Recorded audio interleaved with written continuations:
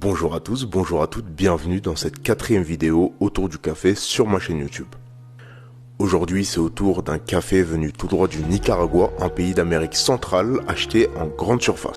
Alors, j'ai déjà fait une vidéo sur les cafés de grande surface dans laquelle j'explique qu'ils ne sont pas et qu'ils ne seront probablement jamais à la hauteur des cafés qu'on peut trouver chez les torréfacteurs directement. Et aujourd'hui, on va voir si ce café du Nicaragua me fait mentir ou non.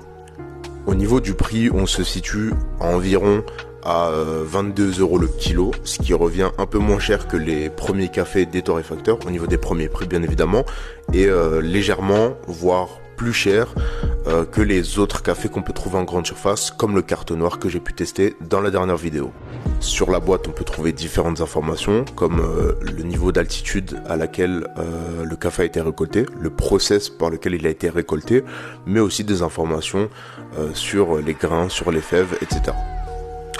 Concernant les arômes, on serait sur du caramel et sur de l'agrumes, et il nous donne également des conseils de préparation en fonction des machines que vous avez, ainsi que des informations de conservation et des infos également sur le café en lui-même.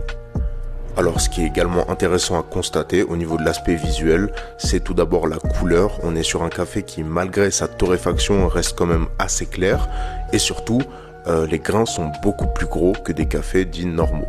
Donc là en dessous on a un café d'Éthiopie et au-dessus donc on a le fameux café du Nicaragua. Passons maintenant à la dégustation de ce café.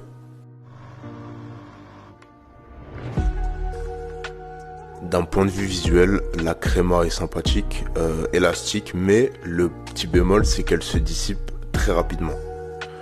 Passons maintenant à la dégustation de ce café.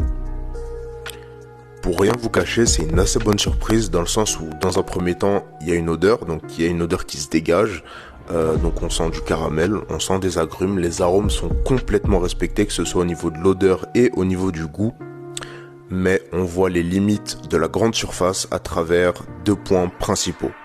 Le premier, c'est que les arômes sont altérés par une espèce de goût grillé, sans doute dû à la torréfaction trop intense. Donc on en revient au même point, l'aseptisation à travers la torréfaction trop intense. D'ailleurs, il y a une vidéo qui arrive sur ce point-là et je pense qu'elle va faire parler.